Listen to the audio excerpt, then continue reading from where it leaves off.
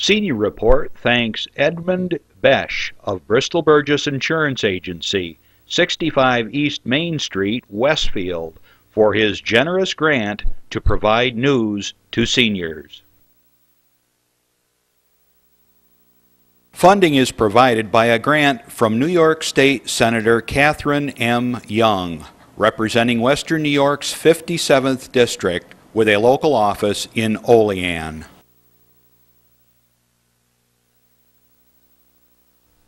Funding for Senior Report is provided in part by a grant from Andrew Goodell, Assemblyman for the 150th District of the New York State Assembly.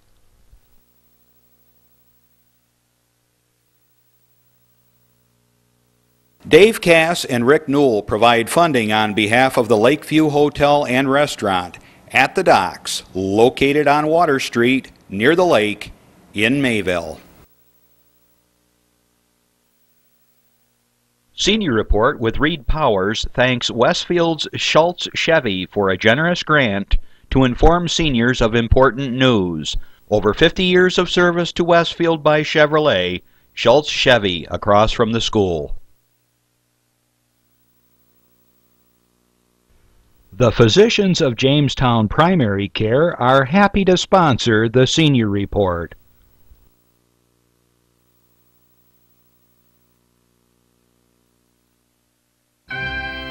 From the Access Channel 5 television studio in Mayville, it's Senior Report with Reed Powers.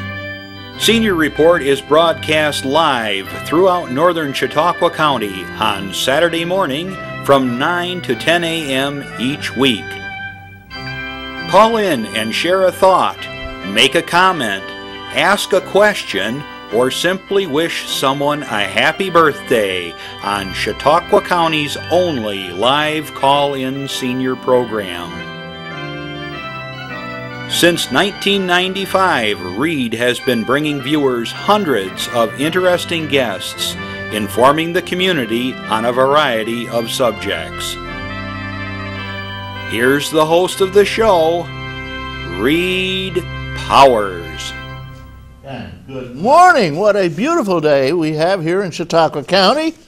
The sun is beaming down. No snow. Well, there wasn't any snow. There's a little flake or two coming down here in Mayville where we're out broadcasting. But it's been a nice winter, and we have the huge events, all of fireworks and food and fun and dancing and fooling around over at the ice castle in Mayville. So don't miss that. And we have other things going on around here. It's just it's a winter wonderland, and there's snow, so the snowmobilers can fire in and out, and oh, what a place to live in the winter. We have a lot of fun here. We have a couple of guests who are going to talk about cruising all over the world. These ladies, who are nurses, went all around the world, this part of the world anyway, on a yacht and sailed it themselves. And the Coast Guard never had to pick them up. Isn't that true? You made it without any problem on a 24-foot boat, right? 40 foot. Okay. It's a good-sized boat, a yacht. Now we'll talk to them about that adventure, and you might learn a little something about sailing. I used to sail myself, and I enjoyed it very much. It's a wonderful, wonderful sport, and you can get into it for $100 if you want, or you can buy a little tiny boat, one of the sunfish or sunflowers, and you can get out and just fool around, have a great old time with just a tiny boat. But at any rate, other things going on. We have, I wanted to mention the fact that in Westfield, if you want a cat, they have a bunch of beautiful kittens and cats over there, just lovely, lovely friends for life. I've got Benny. He's now, he was a black cat, so we called him Ebony, and then finally Benny. And Benny's 18 now and going strong. And we have OJ, who's also a black cat, and she's only 14. Oh well, love these cats, and there's nothing like going to bed and having a nice warm furry little thing purring next to your ear and cuddled up with you. And that's the way they are. And if you sit down, you form a lap, you'll have a cat in it before you can say Jack Robinson. Wonderful, wonderful pet. They take care of themselves. They clean themselves. They have a cat box, a litter box they use, and you can put a little cat trap, which I do in my window, a very simple one with just a little swing box and one of those screens that goes like that. And they go out and come and go on their own. They're very, very wonderful, take care of themselves wonderfully. And they purr and they lick you and kiss you and love you. Anyway, if you want a cat, Westfield has a group called the Westfield Stray Cat Rescue, and they have a store right on the corner, just about where the Napa, next door to the Napa, where the Napa was, right on the corner of well, the street which runs up and down where Calarco's is, and you can't miss them. That's 59 East Main Street if you need a number. They have a whole bunch of wonderful cats and kittens. They're looking for a home. They're sweet. They've all been given their shots. They've been spayed and fixed. And they have an adoption fee there, which is very, very inexpensive. And they're taking $10 off today. This is the 16th. This is the last day of the Valentine's special.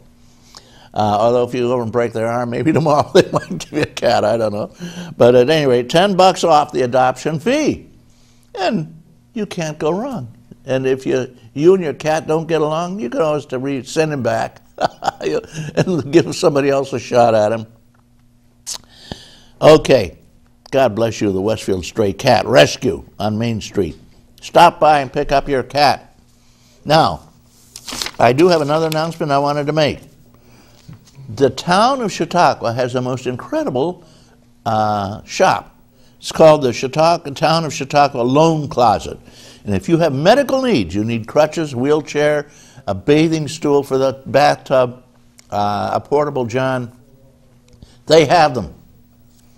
Anybody who's a town resident, town of Chautauqua resident, it's free for 90 days. Then it's 50 cents a day, which isn't going to break the bank. And you can use it for as long as you want it. Take it. You go to the fire department in Mayville, and I'll give you a number. If you need somebody over there, if you need a piece of equipment, and it's free for residents and only 50 cents for non-residents, 753-3581. So if you have need of a medical device, 753-3581. And the people over there who do such a nice job, I love Nancy Navarro. Nancy Navarro, you're a hero to me. They give up their time, they sort the stuff, they record it, they bring it in, they bring it out. They put in a lot of time. And Gene Kelsey also helps out. God bless these ladies and people who give of their time for the community. Enough said. Stop by at the fire department if you need a medical device. I've got a quick note here. It says that it looks like we're going to have some more gun control legislation, as though we need more, with 30,000 gun control laws on the books already, and the criminals are the ones who are in violation, not the law-abiding citizens, but they're making it harder and harder. Now in New York State, they whipped that midnight vote through. Actually, it took place a little later, but they whipped this thing through, which is incredible. You can't buy ammunition without a background check. You can't sell your gun to a friend without a background check. You got to go through all kinds of red tape and nonsense and expense. They're making people for their pistols go through a whole new, every few years they've got to go through a whole new routine again and re-register and do all that. And it's very expensive in New York City. This is for the law-abiding citizen who hasn't, you know, mostly it's for long arms too. And we had Andy Goodell on last week, and he pointed out, he said, Reed, you know how many deaths were with thousands of people shot in New York? How many were killed with a long arm? I said, I didn't know. He said, 0. This is all the folks downstate, of course, who are pushing this. Our own reps, I want to thank Andy Goodell for having common sense, and he said, this is nonsense. And same with Kathy Young, who is our state senator. All right, enough said. That annoys me. So that's what our good president is working on now. More gun control for law-abiding citizens. which is a Second Amendment thing. We're allowed to have guns, incidentally. Thank you, Governor, what's his name, of New York State, who whipped this thing through. I don't want to remember his name. I've intentionally forgotten it. Andrew Cuomo, who whipped this thing through, and there was no time for public comment. The people weren't allowed, the citizens weren't aware of what they were doing, what they were sneaking through, and there was no committee research on it.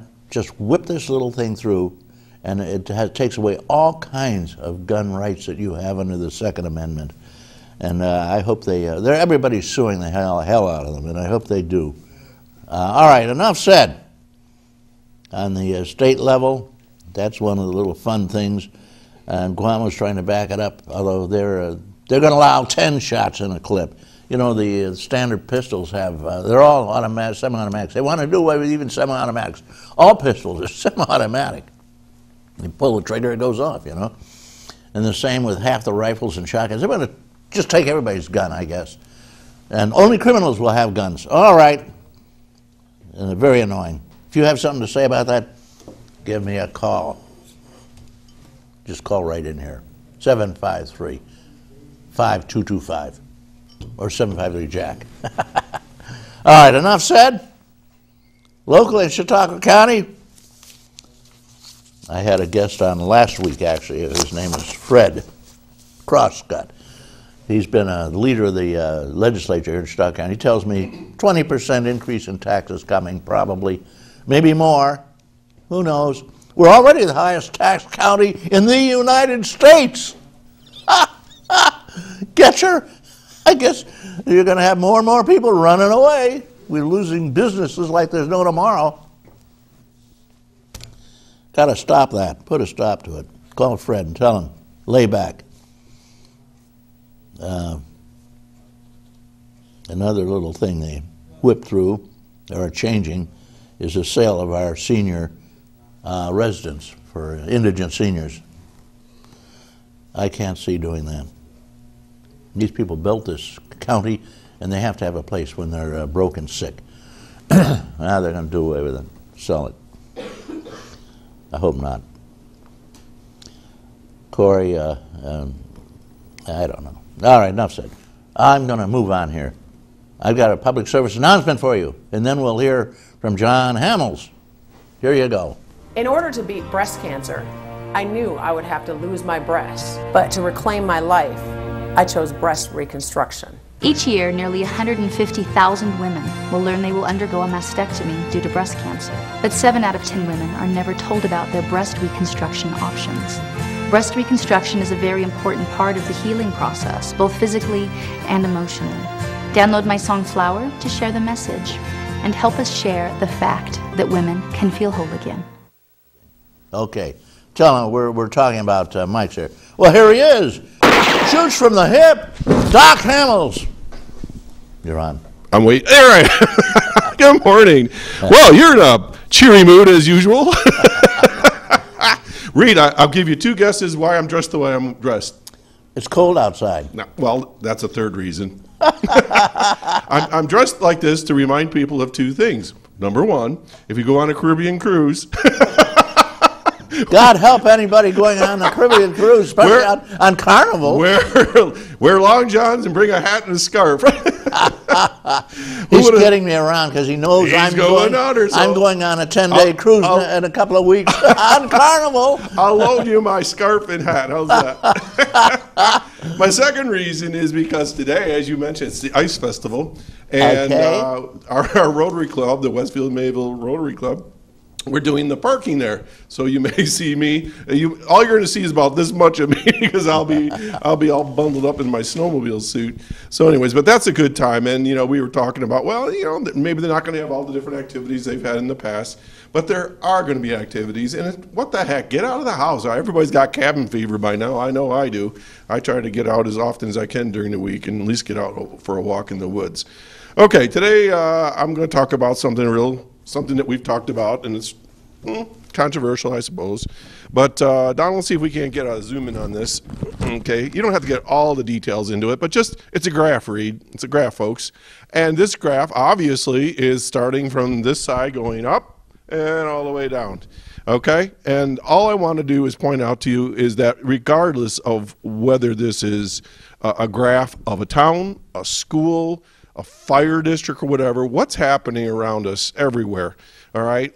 The baby boomers are gone as far as being a large generation. We've moved on. Our kids, the generation is smaller behind us. The generation after them is smaller yet. Our schools are shrinking. Our towns are shrinking. And so then we have to make some changes. Change is not comfortable. Change is scary sometimes. Well, Ripley had the vote. And last time I was on, we talked about, or was it last time? Can't remember. Whenever we talked about it, 2 times ago, I guess it was. I talked about, you have to make a decision whether you're going to do the status quo or look towards opportunity. I want to congratulate the folks in Ripley. They took a big step, and it was a scary step for some folks. And I know this has been a very emotional issue. It's not easy. This was not a simple matter. This is something that hopefully many of you won't have to face, but it's coming. Whether it's in your school districts or even in emerging townships and villages. We built these organizations for larger populations. We built these organizations when money was pretty good. The money isn't there. We have an aging population. People, as Reed has said, has moved out in some cases, and we just don't have as many people. It's just a fact of life. It's not a good thing. It's not a bad thing. When we have to make adjustments, we do what we have to do. What Ripley did was made an adjustment. Now you might say, well, there's kids involved and teachers and so forth. Of course there is. This is not a small matter, but they have set the tone for the rest of the county and the region. This is something that's coming to your town soon, whether it's the next year or 5 years. Andy Goodell pointed out, and I think we've mentioned here on the show, 5 school districts within the next couple of years are going to run out of money. It's not because everybody is blowing the money. It's because of the formulas, because of the population drops, and so on. If you look at the school districts alone, there was 5 or 6 districts that have dropped somewhere between, I think it was 10 and 27% in population in the last 5 years or so. That doesn't make sense that if you have a drop in population, you're going to cut services or you're going to shrink. And if you're shrinking in that regard, that means there's less families and less kids. That means we have less taxpayers and so forth. This is just a common sense thing, and we've got to take it by the horns. We got to deal with it. We just can't say we'll put it off to the next generation. And as we've said here right on the show, this goes for the county as well. The county's shrinking. We need to do some cuts. We need to make some smart decisions. And they're not always pleasant and not always easy. Back to you, Reed. Thank you. What is the solution? You have indicated we have a real problem here, a shrinking population. What should we do about it? Well, in many cases, I think we need to have a dialogue. I think we first need to talk about what the issues are. A lot of times people think, oh, you're just taking the school away from the kids, or you're punishing the teachers, or we're going to lose our identity. But the thing is, it's happening, and all you're doing is you're paying a lot of money and you're not getting the best bang for your dollar. The kids are getting a good, solid education, but they're not going to be competitive in the world. Chautauqua County is not going to be a place where people will want to live if the schools in the villages are not offering services and up to the standard of what education is across the country. People just aren't going to come here. Now, as I understand it, in Ripley, they just voted to go tuition. With another big school district. Correct. So that they could get their seniors into a lab and into a chemistry lab. Grade 7 through 12. Which you can't have in a small school anymore. Well, and the thing is that people say, well, you've got a lab there, but you got to look at the statistics. The statistics, not just Ripley, okay? It could be Sherman, Clymer, Westfield, Chautauqua Lake, I don't care. You look at how many kids are in these various sections, you probably have less than 10 kids sometimes in physics, maybe as many as 5 or less. You don't have some of the advanced placement courses and so forth. So this is not a competitive educational system that we're offering. We've got great teachers, we got great students, we got great facilities, but we're shrinking, so let's do the adjustment. We have a state cap of 2%, so that means you can't raise taxes to offset the shortfalls. Unless you decide to. Unless you decide to, and here we're talking about cutting taxes every which way, and so that's not necessarily a solution. But what I do encourage is people to sit around, talk about what's going on, look at your statistics, go to your school board meetings, your town board meetings, and so forth. Get educated. Thanks again, John. You bet. And stay warm. And if you want, I'll have this hat for you. Let's hope that this carnival ain't going to go down, or like they've had two bad ones in the last few months. You know, but the costs are rolled over. Unfortunately, 30 some odd people were killed in that. But this one, nobody died and nobody got hurt that I understand. Seriously, they just stank. Toilets didn't work. That was the worst part. Got a couple of guests here. Peaches Watson. Wagner? What is it? Wagner. Wagner, excuse me. I've got, I can't read this. I need my glasses. We're already scooted together, fella. Pretty much. All right, so we have Peaches Wagner and we have Chris Flanders.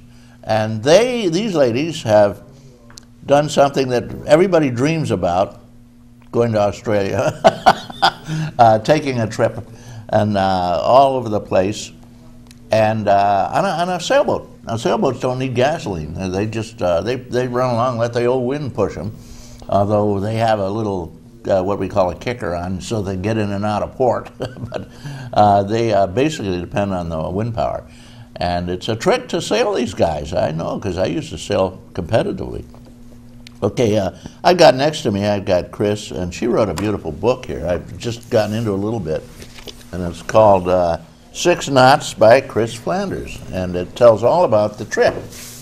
Where do you guys come from? Where did you come from, Chris? I came from here. I went to Chautauqua School, Jamestown. Born in Jamestown, Chautauqua School. And went to Cornell and a lot of places, and I'm back. And where'd you get your nursing? I got nursing at Edinburgh, University of Pennsylvania. Okay, good school too. And how about you, Peaches? Well, I'm from Kenmore, New York, and I'm a nursing home administrator, and started sailing about 30 years ago, and but primarily racing. That was my main focus all these years. That's most of it is racing. Yeah. And tell me, did you grow up racing or sailing? Or well, I started after college racing, and I raced a class boat. It's called, in fact, I have a little picture I'll show you. It's a Beneteau 36-7, which these are a class boat just like you have here on the lake of smaller boats. How big is that? This is 36 feet. That's a pretty good size boat. And there were 130 boats racing up at the Buffalo Yacht Club. So my experience was racing, and during that time I had an opportunity to meet Chris, and we crewed, and we said, gee, wouldn't this be great someday if we could sail, do some, transatlantic voyage or something. So we got together and we said, well, let's do it. Let's do an early retirement, and let's get the sails up. Okay, now how about you, Chris? Did you grow up sailing? I grew up sailing on the lake, anything. Anybody needed a crew. We had a little tiny dinghy that we sailed when we were younger. My main racing experience was with Peaches, which was awesome. We did a lot of good racing. We had a lot of weather on Lake Erie. Everybody that's ever sailed Lake Erie realizes that it's got everything. Big waves. It has. It's the shallowest of the Great Lakes, and so a storm can whip up in a wink. It's dangerous. Yeah, it can. Yeah. But the boat that we ended up getting, we traded her racing boat in for this one. Now what do you have there? Now this is a Beneteau, and it's a 44-foot boat, but it's set up for cruising. It's got a in-mast furling mainsail, and it's got a lot of canvas on it to protect you from the sun. And this picture was taken as we went across the Bahama Banks. Okay. Now where did you travel? What was your travel route?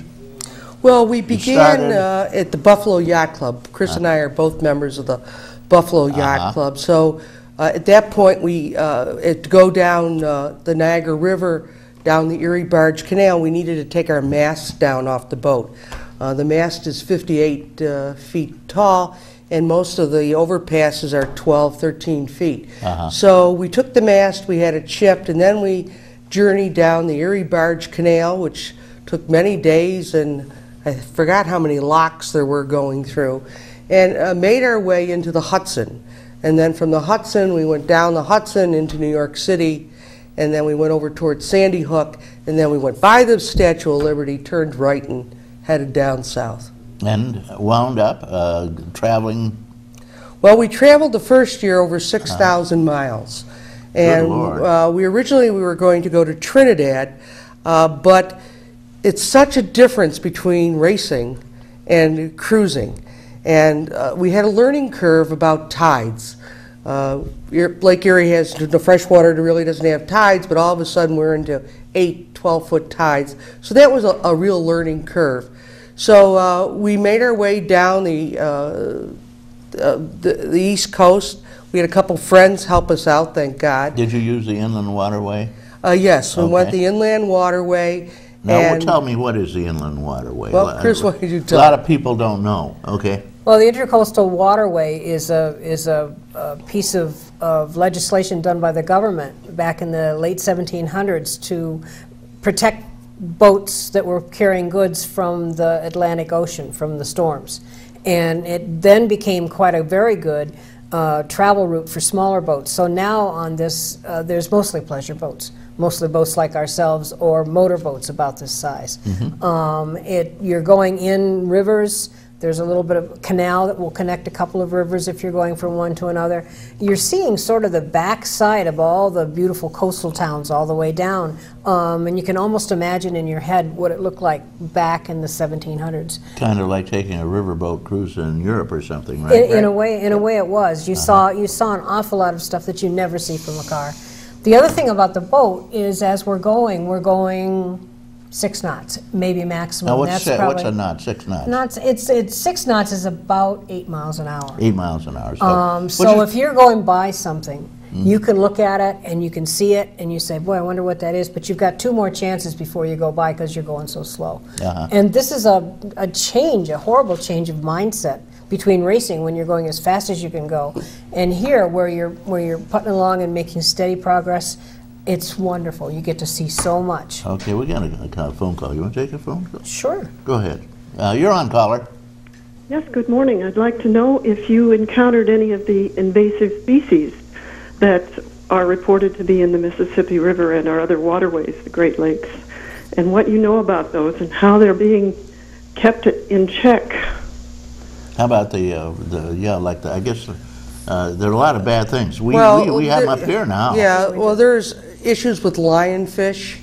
There are certainly pollution is a real issue going down the East Coast. The turnover of what you call algae coming up, that was primarily the main issue for us. What was wrong with the algae? Well, it looks like an oil slick. And it could be 3 or 4 inches deep. It can go 10 or 12 miles, and you're not sure what this is. It looks like a green mud. You just plow through it. Yeah, plow through it. In fact, the first time we called the Coast Guard, we said, well, what is this? It's 10 miles. Is this an oil slick? And they said, nope, it's an algae bloom. Just plain old stuff. Yeah.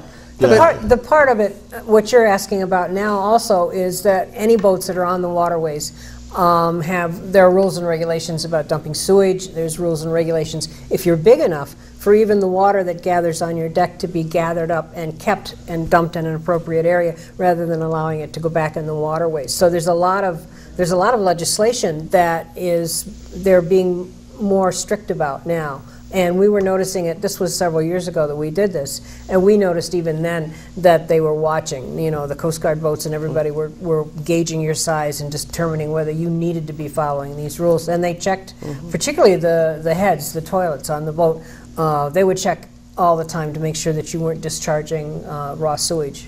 Like that poor Carnival. Yeah, think about the Carnival boat, I think right. Jellyfish are a big issue.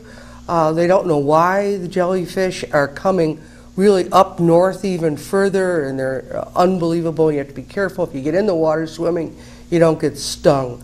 So, I mean, those are the major issues that I saw was the lionfish, which is a poison fish that is a bottom dweller and can be in shallow waters, that if you're stung. That's a saltwater fish? It's both now. You can go in brackish water also. So they are now having different types of like hunting season for these fish to try and reduce them because it has affected lionfish, that must be pretty big, huh? Or, well, they're ugly. They're ugly. They're ugly. Well, we got that darn razor mussel, whatever. The zebra mussels. Oh, they have mussels down there too.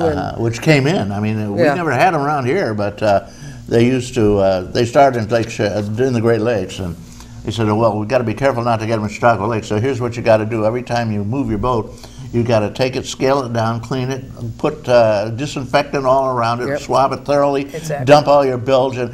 Who's going to do that? It took one season for them to be in Chautauqua Lake. These things spread like crazy, in other words, there's no stopping them. Well, one good thing about as you go down is manatees are protected.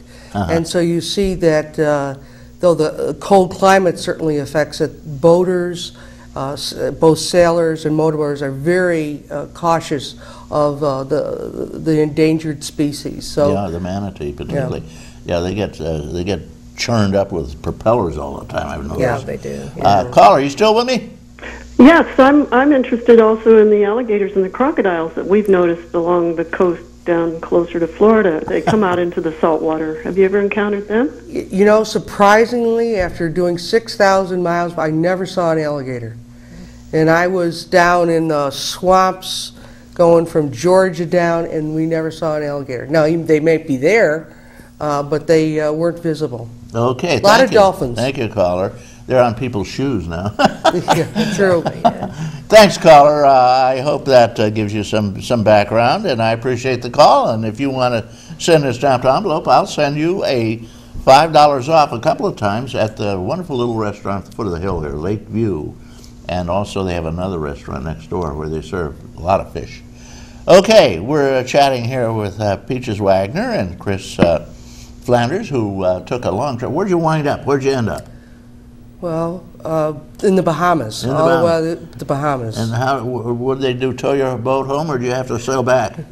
We met fellow sailors from Mississauga, and we teamed up with them, and we didn't realize we really need a buddy boat. So when you cross from the East Coast, cross the ocean into the Bahamas, you really don't want to be by yourself. Now you have radar. You travel together, huh? Yeah, you have a lot of sophisticated navigation equipment, but you do hear that you hit something. I mean, we did have one time a big pilot whale come up next to us, and we said, oh, thank God he's on the right of us and not under us. Yeah. So, you know, we went all the way to the Bahamas. It was just beautiful, and then we sailed back. Okay, caller, thank you for waiting. We got a bunch of callers. We'll take one now. Sounds good. Good morning, caller. Thank you for waiting.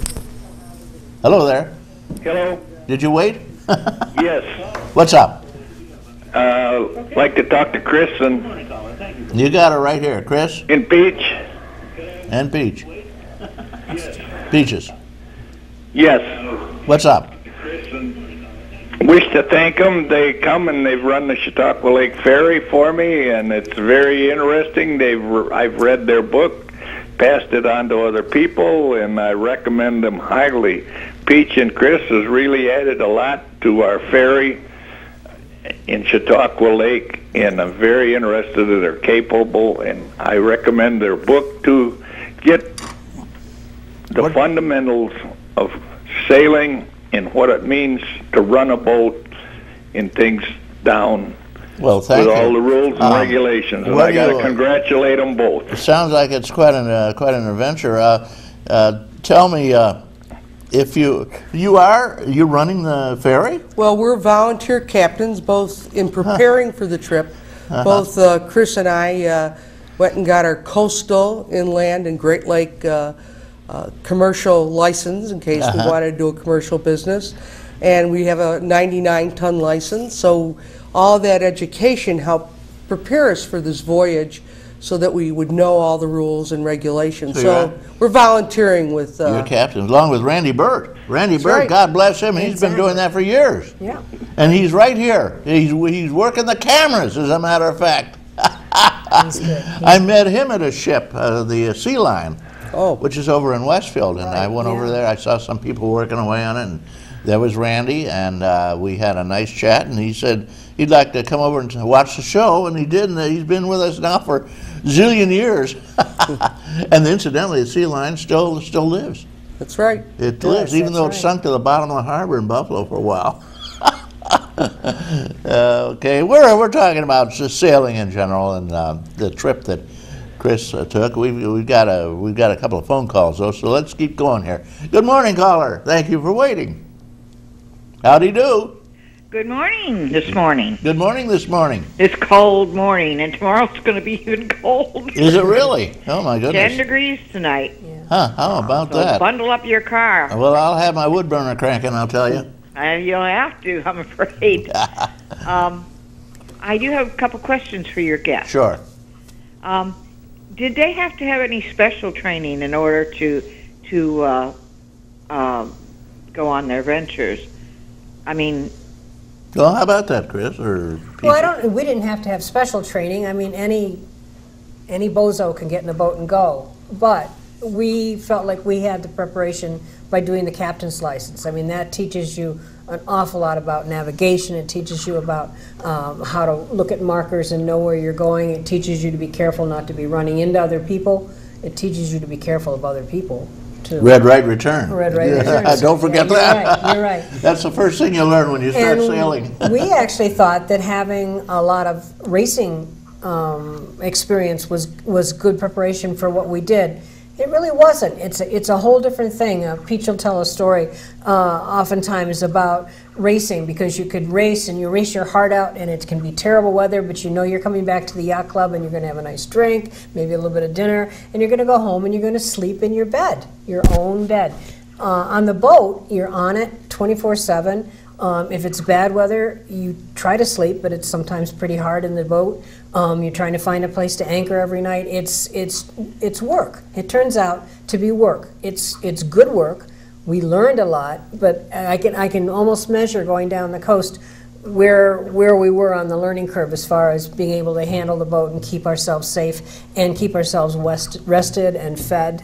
I mean, it really was not just sitting there on the deck watching the sunset and having a nice drink. Well, you have to handle the sails, too. And we have to handle the sails. Did you ever shoot one of the big sails? Yes. We had a spinnaker with us, too. Okay, wow. An asymmetric. That's a giant sail that goes in the front of your boat when you got a tailwind right behind you. But you need to remember, this is going down rivers and creeks and kind of cutting behind barrier islands to get all the way down the coast of Florida, and it's motoring. We were a motorboat, essentially. We had a large diesel engine on the boat, which we used. And we had lots of guidebooks, so we knew where we were going by. We knew where we were passing Fort Sumter, for instance, when we went by Charleston, and going through the Chesapeake, we knew exactly where we were and where a good place to anchor would be. But the learning part was just sheer time on the boat. How about the cooking? Who cooked? I'm the cook. You're the cook. You're the chef. I'm the chef. Peach is the navigational person. She did all the route planning, and she did all of the radar and the tides and all that kind of thing. You cook. I cooked and I steered. What'd you cook? Anything that you would cook in a house. Anything. Okay, the galley was very nice. Yeah, we could do very well. The thing we didn't think about was we provisioned the boat so heavily as if we'd never see another grocery store. Well, there were grocery stores all the way down. You could shop anywhere you want. Huh? But you had to walk. But a lot of it's just been preparation more than anything. It was, yeah. I read every book about crashes and sinking and pitch poling and turning turtle and everything I could think of to be able to keep a calm mind about something if we had an accident, if something terrible happened. How did your family feel about it? You know, they were a little hesitant in the beginning, and then I have two grown sons, and they both thought it was just awesome that their mom was just going to go off and do this.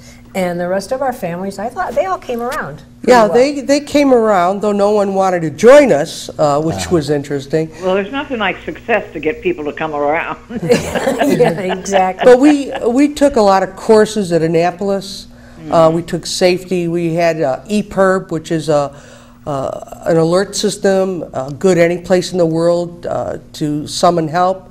We had a life raft. And Chris also was the water maker. We had to have a desalinization unit so we could take salt water and convert it to drinking water. So, I mean, there was a lot of preparation as far as knowledge. When you first went on a trip that was of any length and so forth, did you learn a lot about what helped you when you made this large trip? I mean, I'm sure. I think one of the things that we learned, and it took us almost all the way down the coast to learn it, was to take things in smaller bites. We, in our mind, we were going to go to Trinidad. The insurance on the boat makes you not be in the hurricane path between June 1st and November 1st. And so we knew we had to get all the way through the whole Caribbean and get down to Trinidad, which was safe. Where is Trinidad, and safe. roughly? South America. Just above South America. Okay. You know, just above Colombia and Venezuela. And we would be safe there. And then we thought, in our minds, that we could do anything. And so maybe we were going to go across the Atlantic and go to the Mediterranean and sail for another couple of years. We didn't know. What we learned going down to the coast was this is hard work. And we didn't know enough to do that. We were learning, we were safe as we went, and we got smarter and smarter as we went. But we met some friends in Florida who were Canadians. And they said, do things in little bites. Go to the Bahamas first. See how you do. I bet you're going to have a good time. Enjoy yourself down there. They were right. They were so right, and we were so wrong. Where did you go in the Bahamas? We went first around the Bimini and landed in Nassau. So Nassau, that was okay, the capital. Yeah. So we went from Miami across the Gulf Stream down to Nassau, and it was close to 30 hours. So you're going part of the day, all night long, and then getting there sort of the middle of the day the next day. In the future, I guess you've got you can cross the Atlantic. That would be another. We could cross the Atlantic. The 44-foot boat's a very common size to go across. You know what? Our boat's in Australia. Australia? We came back up the coast. That's a hell of a sail. We did this for 2 years, and as we came back up the last year to Charleston, we left it because Peach needed to have a hip replacement. And we thought, well, we'll put it up for sale. This was the beginning of the recession, and we thought, certainly it won't go. And we'll be able to go again next year after Peach's hip is better. It sold before we got home. Oh, boy. This young couple from Australia bought it, and they sailed it to Australia. We're so tickled that the boat went someplace good. It's really still whipping around, huh? It's out. It's so you're out going to have to go out and buy a new one now. Well, we've been invited to go down and see it. I'd like to go. Yeah, that would be fun. That would be fun. That just sounds like a wonderful adventure, and it was awesome. Kudos to you for having the moxie to do it and for enjoying it. Well, thanks. We certainly did. I'll tell you, it's not for everybody, though. I'm afraid it wouldn't be for me at this stage in my life. Well, you know, we did it at the age of 62. It's stupid to be talking about your ages, but we did it at 62. And if we had waited any longer, we wouldn't have been strong enough physically. And you know, you never know what's going to happen to you. But it was just the right time to go. We were very smart to go when we did, and congratulations. I'd do it again. Yeah. Who stepped your masts for you? The mast. It was done with a crane. A crane. Huge. But you had to take it down to get under bridges. Yeah, a place in Buffalo called RCR Yachts took the mast down. We had it shipped to the Catskills. On a truck. On a truck. And then when we got to the Catskills and Hoppano's, they had a crane, and they lifted the mast back up. And so believe me, I'm very careful about height. Even when we sail on Lake Chautauqua here and we go under that bridge, I'm thinking, I know this is a smaller boat. Are we going to clear it? And there are people that don't realize that, especially with the tides, that, you know, if the water's up really high, you could hit something. You get tides in Chautauqua? No, but you do down on the ocean. Yeah, of course. Yeah, I could still remember the tides when I was off England. They had the Isles out there. Oh, wow. Boy, they have tides you wouldn't believe. I would say that was a big learning curve for me, were the tides. As much as I've read about it or studied about it, you know, in fact, one place we got in South Carolina, and it was still, you know, like 1 o'clock in the afternoon, and I was doing a tide table. And there was this next section called Hell's Gate. And I said to Chris, I just did a calculation. We can't go to Hell's Gate today, even though it's in the afternoon, because there's only 3 feet of water, and our boat drafts over 6 feet.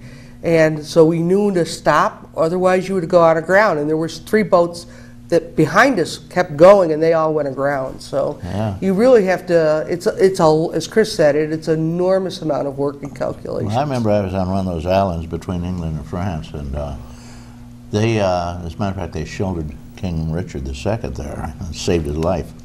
But at Jersey, and the tide, I still remember, there was no water or anything, and there were a bunch of little towers, and I said, what are those for? They said, those are for the people that get caught out here.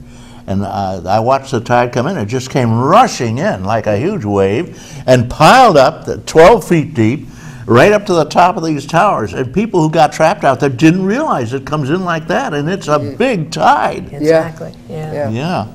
Okay, so we're talking with Peaches Wagner and Chris Flanders. They took a trip all by themselves in their 60s off in a sailboat and traveled 6,000 miles.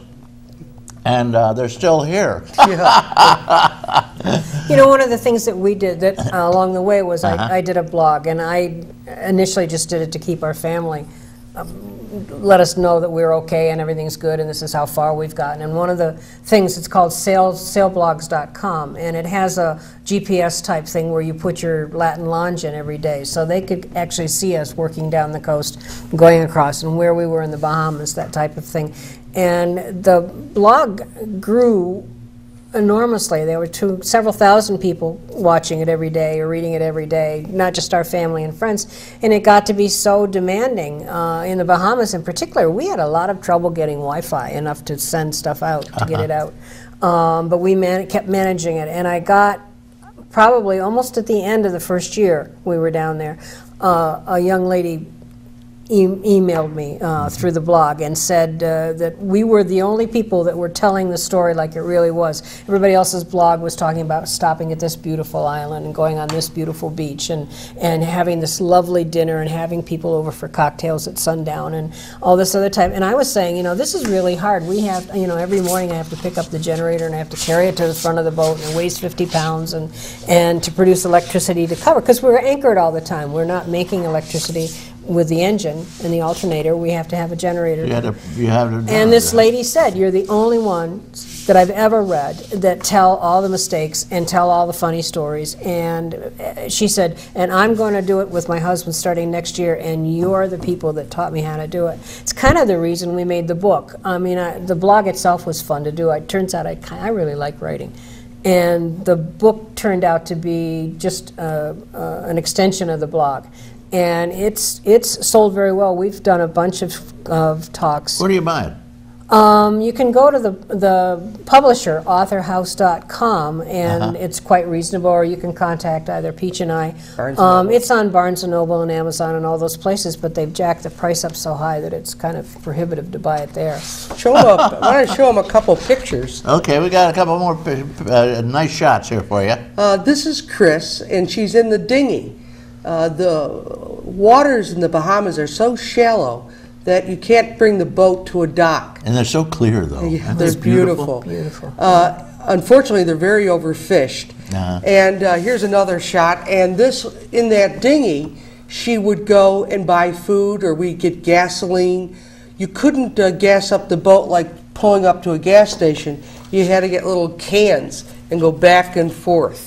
Ferry, essentially. Ferry, essentially, yeah. So it is definitely a work. I'm going to be on a giant boat. I'm going to be down there in a couple of weeks in the Bahamas myself, and we wind up in Nassau. And I love the Bahamas, but I'll be on a Carnival. We'll cross our fingers for you. Yeah, cross your fingers. This will be on the Carnival, and I don't want to roll over like the Costa. Reed, I want this. This is I'm wearing on my necklace. This is a sea bean. What? A sea bean. What is that? Well, actually, this is from the monkey plant in Africa. And no, it's a seed. It's a seed. It falls into the water, and it makes its way across the ocean. It takes several years, and they are found on the beaches. They're found in the United States on the East Coast, but certainly all through the Bahamas and the Ragged Islands. And many of the local Bahamians have polished them up and made them into necklaces. But this is actually a bean from a pod that traveled across the Atlantic. Called sea bean. Sea bean. And they come all, there's a little one that's called a hamburger bean that looks just like a hamburger bean. No It's kidding. awesome. Well, you live and you learn.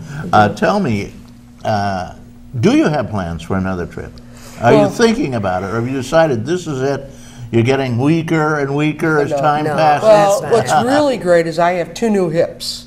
And that's pretty hip. Yeah, that's hip. And so I've been biking, and we're trying to debate if it should be a sailboat or a little tugboat. But right now we're sailing on Lake Chautauqua in a small boat, in a friend's boat. That's fun. Tell me, did you ever have a breakdown with your diesel and everything? I mean, this is equipment, and it's prone to breaking down. Well, Peach is the major worrier of the 2 of us, and so she worried about that the whole time. She worried about it so well that nothing really horrible ever happened. We had a few electrical issues. We were out in the Atlantic, and thank God we were at the buddy boat, and all of a sudden the auto helm went, and the radar went, and the GPS went, and I grabbed a small handheld ship to shore and a handheld GPS because you have redundant systems. And I called our buddy boat, Oz, and I said, Connie and Ken, look at something's wrong with the electric. And I don't know what's going to happen, but would you call Towboat US, which it's like a AAA, and give them our lat and longitude in case we need help. And he said to me, Peach, Towboat US doesn't come out in the middle of the ocean. It's further, near shore. He says, are you sinking? I said, no. He says, well, then just sail. Just keep cranking along, huh? Yeah, and it ended up, Chris got the instructions, and you may or may not know, but I'm the ex-nun, so I was praying, and I had the holy water.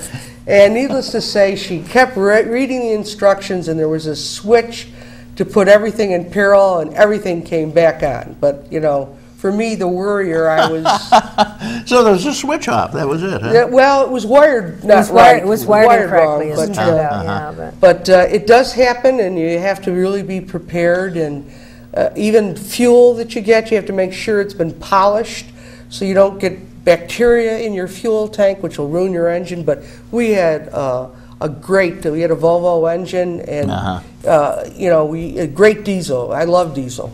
So well, that's good news. So, did you ever get much time in sailing? Sailing, actually using the sails.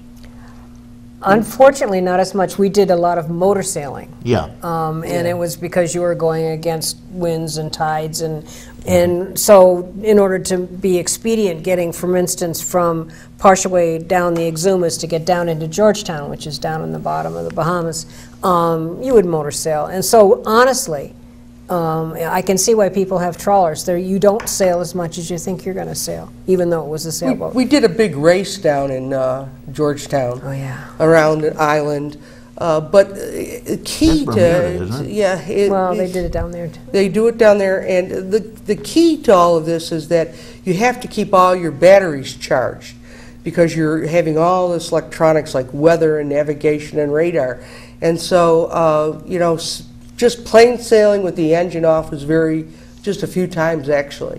What you find out is that you have to arrive at different locations on an ingoing tide. So many times our crossing of the Atlantic was always at night, or coming up the East Coast from Florida up to South Carolina was at night. And that was something for me to get used to because I was used to being in the dark a couple hours racing and then going home. But this was a continual, 36-hour voyage or 40-hour voyage. And so you really had to pay attention to all the ships out there. There's a lot of traffic on the East Coast. A lot of lanes, yeah. Just out of idle curiosity, most people would want to know this, and I'm sure it's in the book somewhere. What did it cost in all? When you figured out your actual out-of-pocket expenses total? Well, I think whatever you think it is, you can just double it. Well, how long did it take? Well, I think, the provisioning, Chris provisioned months ahead of time and freeze-packed food and things like that. But, it's your biggest expense is one, insurance, because this is a new yacht.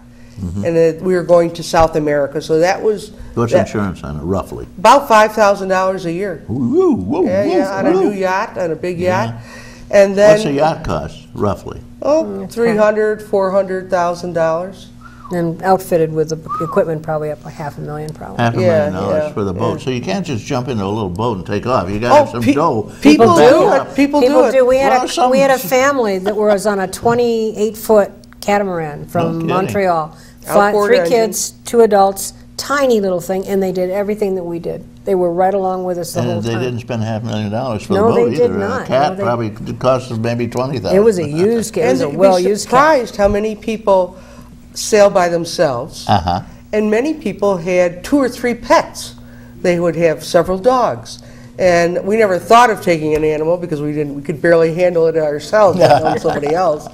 But it is, there are actually courses and books on provisioning. What's Beth Leonard's? Beth Leonard's book on provisioning. Those are key things what you'll need to bring with you. In Exactly. other words. Jimmy Cornell wrote books on world routes. You want to know what time of the year you should be in what part of the United States or what part of Australia, because what you think might be great weather, in fact, might be terrible weather there. So you have to do a lot of... And you have to have charts, too. Paper charts, electronic charts, a lot of redundant systems. And your iPhone. Oh, my iPhone was great down the East Coast. What's the iPhone? Well, you know, your iPhone you use to, call Telephone. people with. Well, you can have apps for navigation, real charts, and it shows you moving on the chart with all the buoys. It has all tide apps, which are very key because you'd be surprised how different. Oh, sure. You can ride the tides too. I mean, yeah, that's true. Yeah, much better than going against them. So I held on to my iPhone as a 4th backup. Okay, it had all the stuff you needed on it, huh? Yep. So some of the stuff that we could do now, we don't have a boat. We have access to a little tiny boat here in Chautauqua, but we don't have a boat now. But I went and joined our friends that we made, Oz, from Mississauga, and went into Cuba last year.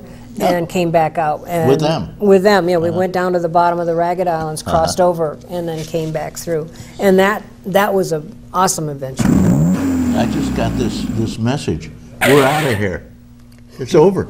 They're throwing us out. My goodness. I'll each give you about 15 seconds to close off on your own. Well, what I would like to say to some of the viewers, if you have a dream, do it. Don't be afraid of it, and don't wait too long. It's a great opportunity, and so my message is live the dream. Okay, what's your message? My message is I'm a person who drives expediently fast, and I'm a person who likes to go fast. I loved going slow. I love being able to take a long time to look at something, to think about things, to meet people, to wave at people. It's just try going slow sometime. It's good. You do it again. Yeah, in a heartbeat. We will. In a heartbeat. In a heartbeat. Yeah. Okay, thank you for joining us, Peachy Wagner and Chris Flanders. Chris has a whole book on that trip, and it's called 6 Knots. There you go. And it's cheap if you buy from her. If you buy it on Amazon, you're going to pay through the, Oh, yeah. Good book. I want to thank everybody who's listening in. Sorry, caller, our last caller didn't get in, but we'll have you back sometime. Maybe you'll take another trip. We can talk about it. Thank you. It's been wonderful being with you and kind of living through this journey. I want to thank some special people here. I want to thank Chuck Kelsey. I want to thank Devin Taylor, Chris Burt, Randy Burt, Jeff Zook, Chris Ramaker, and finally, Don Zenz and John Hamels, making the show possible. I want to thank all the viewers, the callers. May all that is proud and true and noble abide with you. I'm Reed Powers.